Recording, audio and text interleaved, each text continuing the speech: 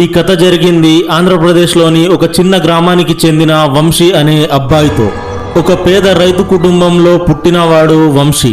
వాళ్ళ అమ్మా నాన్నలు పగలు రాత్రి లేకుండా కష్టపడేది వంశీకి మంచి భవిష్యత్తు ఇవ్వడం కోసమే.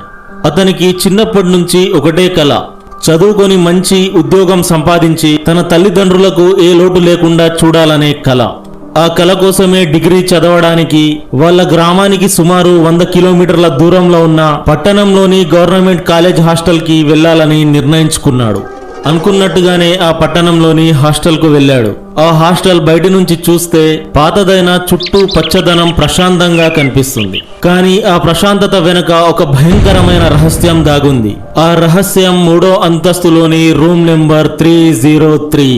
హాస్టల్ వార్డన్ రూమ్ దరఖాస్తుపై సంతకం చేస్తూ వంశీతో ఇలా అంటున్నాడు, చూడు నాయనా, రూల్స్ స్ట్రిక్ట్ గా ఫాలో అవ్వాలి.